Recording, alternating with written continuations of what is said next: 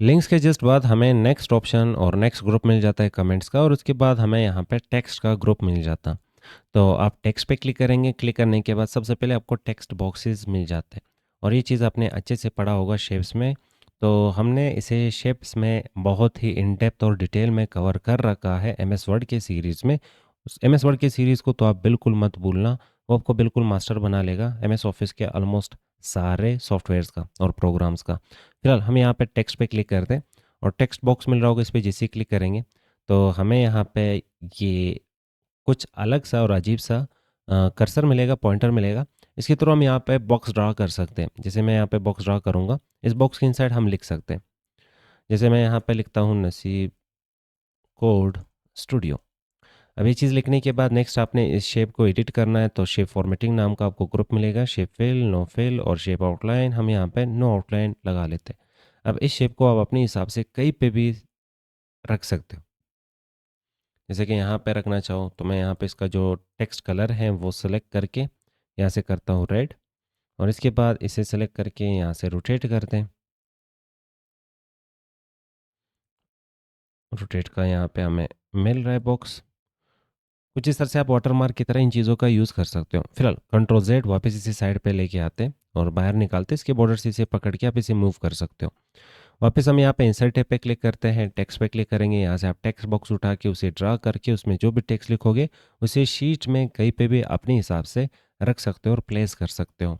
Next, अगर आपने कुछ ऐसा डेटा, अगर मान लें कि डेटा बहुत ज़्यादा है, हम यहाँ पे सिलेक्शन करते हैं, कंट्रोल सी कॉपी, और यही डेटा यहाँ पे मैं पेस्ट करता हूँ। अब ये डेटा ज़ाहिर बात है एक सिंगल पेज के ऊपर तो नहीं आएगा, एक से दो या तो फिर तीन पेजेस के ऊपर ये डेटा प्रिंट होने वाली है। अब मान लें अगर आप हर एक पेज पे ये प्रिंट करना चाहते पर कुछ ऐसा डेटा है जो कि हर एक पेज पे रिपीट होना चाहिए।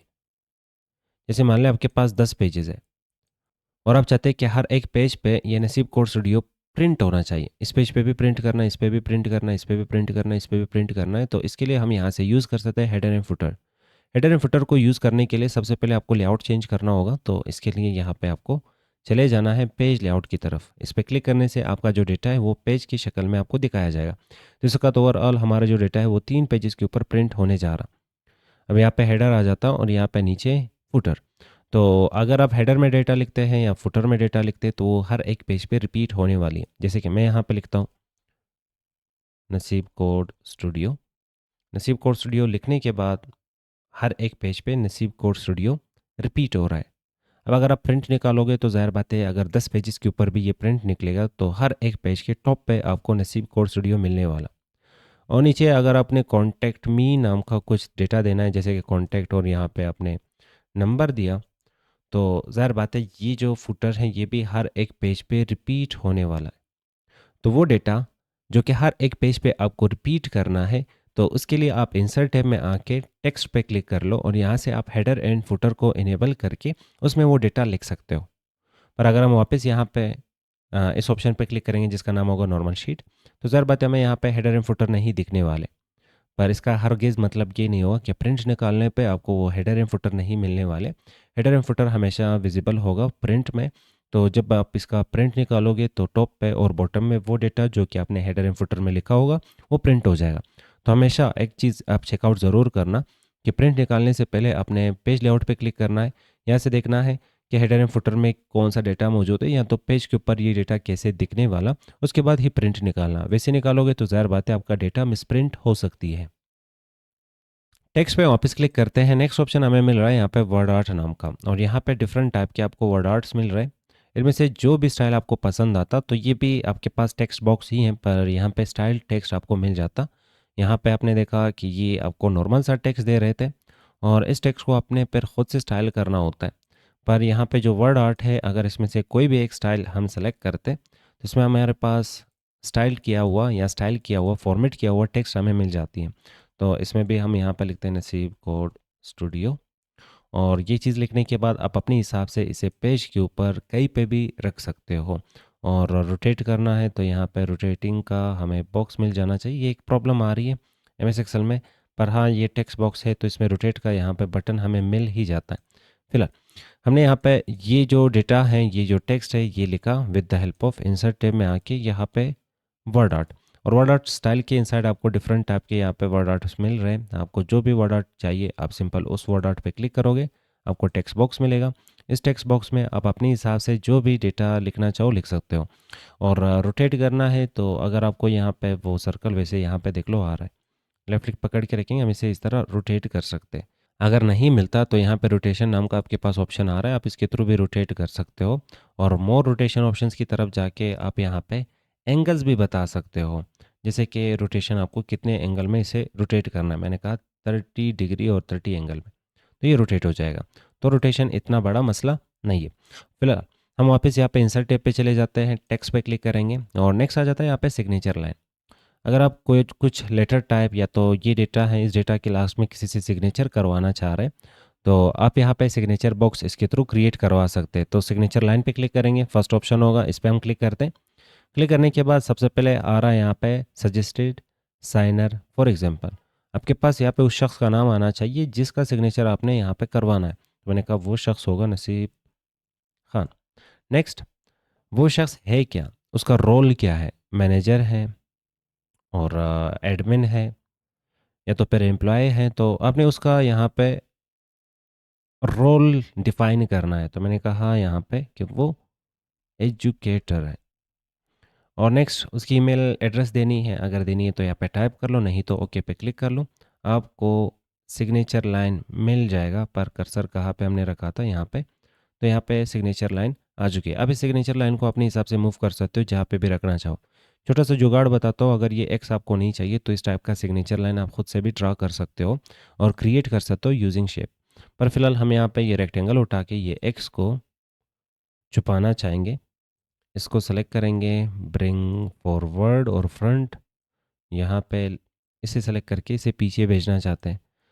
पर ज़ाहिर बात है यहाँ पे ये गड़बड़ कर रहा है, ये पीछे हम नहीं भेज सकते। तो फिर एक काम हम ये कर सकते, कस्टम सिग्नेचर लाइन बना सकते हैं। तो इंसर्ट टैब पे क्लिक कर लो, शेप पे क्लिक कर लो, लाइन उठा लो, कुछ इस टाइप का लाइन ड्रा कर लो।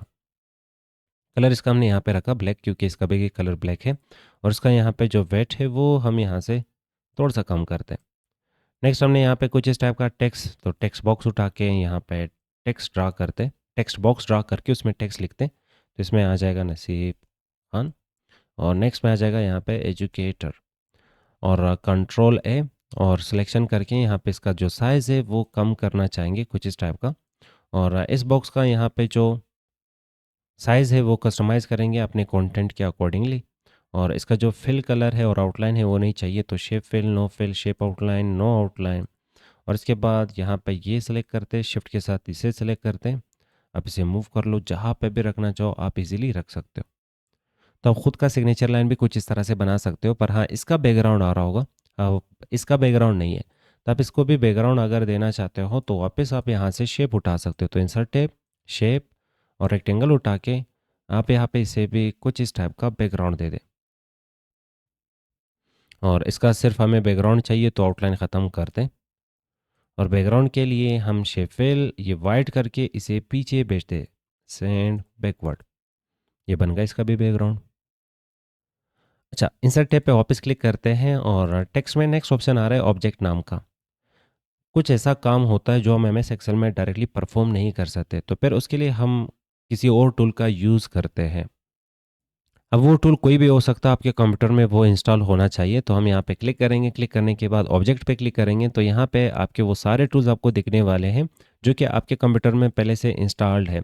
और उन टूल्स का यूज़ करके आप वहाँ पे काम कर लो और उस काम को एमएस एक्सेल में ऐड कर सकते हो।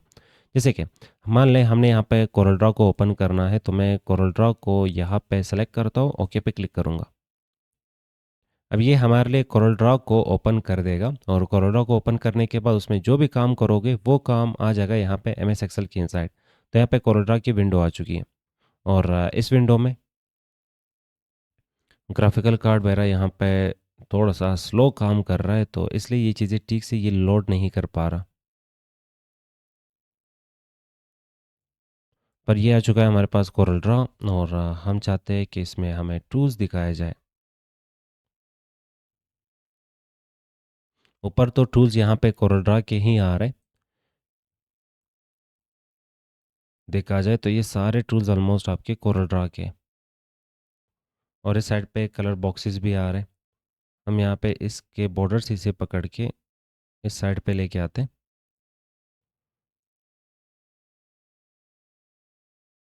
तो ग्राफिकल जो हमारा सॉफ्टवेयर है देख लो उसने काम करना छोड़ दिया और यहाँ पे कोरल ड्रॉ को उसने बंद कर लिया, प्लस हमारे एक्सेल को भी यहाँ पे बंद कर लिया। ग्राफिकल सॉफ्टवेयर यहाँ पे बहुत ज़्यादा हैवी हो जाता।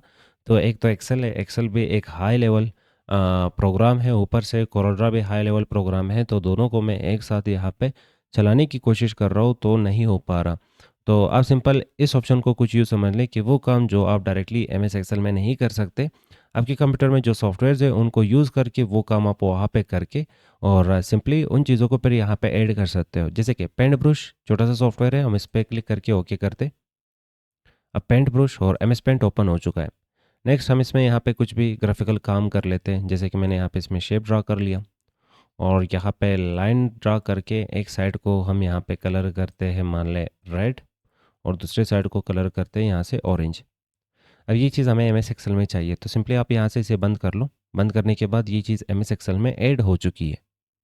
अब इसे वापस एडिट करना है तो इस पर डबल क्लिक कर लो। डबल क्लिक करने से ये वापस अपने प्रोग्राम में ही ओपन हो जाएगा। तो ऐसा काम जो कि आप चाहते हो मुझे करना है पर डायरेक्टली आप नहीं कर सकते एम एस एक्सेल में, तो उसके लिए आप ऑब्जेक्ट्स का ऑप्शन यूज़ कर सकते हो और यहाँ से वो सॉफ्टवेयर ओपन कर लो, वो प्रोग्राम ओपन कर लो, उसमें काम कर लो। सो प्रोग्राम को जैसे क्लोज करोगे वो चीज़ आपके एम एस एक्सेल में ऐड हो जाएगी।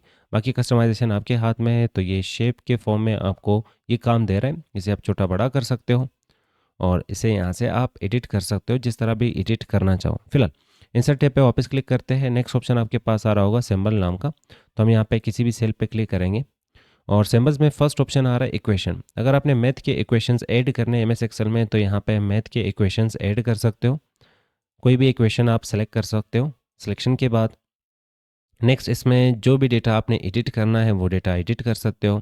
जैसे कि ए की जगह पे हम बी लिखते हैं, एन की जगह पे हम वाई लिखते हैं और अब कुछ इस तरह से इस वाले इक्वेशन को पूरा एडिट कर सकते हो, रोटेट कर सकते हो, छोटा बड़ा कर सकते हो और यहाँ पे शेप फॉर्मेट नाम का आपको ग्रुप मिल जाता है, इसके थ्रू आप इसे एडिट भी कर सकते हो। फिलहाल हम इंसर्ट टैब पे वापस क्लिक करते हैं और यहाँ पे हम किसी भी सेल में वापस कर्सर रख के सिंबल्स इक्वेशंस, यहाँ पे तैयार आपको इक्वेशंस मिल जाते हैं। नीचे ऑप्शन होगा इंसर्ट न्यू इक्वेशन, ये आपको सिर्फ बॉक्स दे रहा है। इस बॉक्स के इनसाइड आप खुद का इक्वेशन क्रिएट कर सकते हो और टाइप कर सकते हो। अब इसके लिए भी आपको ये वाला ग्रुप यूज़ करना आना चाहिए। इस ग्रुप के इनसाइड सबसे पहले हम फ्रैक्शन, यहाँ पे डिफरेंट टाइप के आपको सिंबल्स मिल जाते हैं, जो भी सिंबल आपको चाहिए फ्रैक्शन पे क्लिक करेंगे। यहाँ से हमने फ्रैक्शन इसमें ऐड कर लिया। ऊपर लिखते हैं यहाँ पे एक्स, नीचे लिखते हैं यहाँ पे वाई और फिर आगे हम यहाँ पे कर्सर रखते हैं। हाँ, लेफ्ट एरो राइट एरो का आप यूज़ कर लो और वापस हम यहाँ पे चले जाएंगे अपना ये इक्वेशन वाले टैब की तरफ और नेक्स्ट जो भी कुछ आपने ऐड करना हो कर्सर रख लो। जूम करते हैं, टेक्स्ट बॉक्स का साइज़ बढ़ाते हैं। यहाँ पे हमने कर्सर रखा,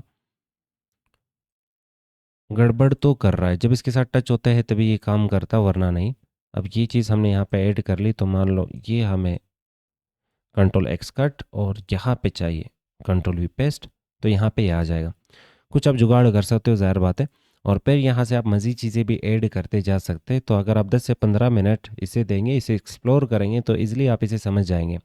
और वापस हम यहाँ पे इंसर्ट टैब पे क्लिक करते हैं और सिंबल्स पे क्लिक करेंगे, इक्वेशन, नीचे आपको इंक इक्वेशन नाम का ऑप्शन मिलेगा।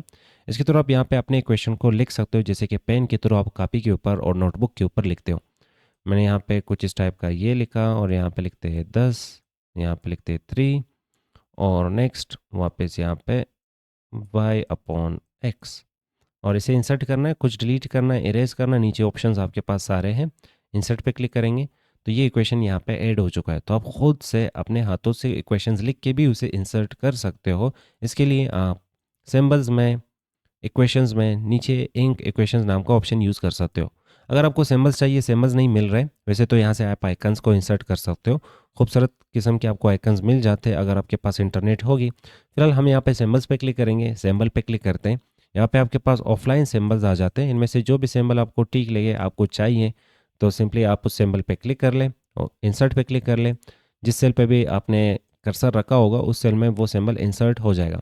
और वापस सिंबल्स पे क्लिक करेंगे, वापस सिंबल, सिंबल्स के इनसाइड सिंबल और फिर विंगडिंग्स इस वक्त सिलेक्टेड है। अगर फ़ॉन्ट चेंज करेंगे तो सिंबल्स चेंज होंगे। विंगडिंग्स 2 हमने सेलेक्ट कर लिया तो सिंबल्स चेंज। किसी एक सिंबल को सेलेक्ट करके इंसर्ट पे क्लिक कर रहे हैं तो सिंबल यहाँ पे कुछ नया आ चुका होगा। सेम इसी तरह यहाँ पे फ़ोन का आइकन हमने इंसर्ट कर लिया, यहाँ पे सीज़र इंसर्ट कर लिया और डिफरेंट टाइप के आपके पास यहाँ पे आइकन्स आ रहे होंगे। तो यहाँ से जैसे जैसे आप फ़ॉन्ट चेंज करोगे तो सिंबल्स चेंज हो जाएंगे। तो डिफरेंट टाइप के आपके पास यहाँ पे फ़ॉन्ट्स आ रहे हैं, फ़ॉन्ट चेंज तो सिंबल चेंज। तो यहाँ पे जो आपको एबीसी दिख रहा है, ये बीसी भी यहाँ पे सिंबल की शक्ल में आपको इंसर्ट होके मिलने वाली। जैसे मैंने एन सेलेक्ट कर लिया, इंसर्ट पे क्लिक कर रहा हूँ तो यहाँ पे जो एन है ये लेटर नहीं, ये एन एक सिंबल की तरह हमने इंसर्ट कर लिया। अब इनको आप एडिट भी कर सकते हो, जैसे कि फ़ोन का यहाँ पे जो कलर वो ग्रीन मुझे चाहिए तो होम टैब की तरफ जाके यहाँ पे मैं कलर इसके लिए ग्रीन सेलेक्ट करता हूँ। तो कस्टमाइजेशन पूरा आपके हाथ में है।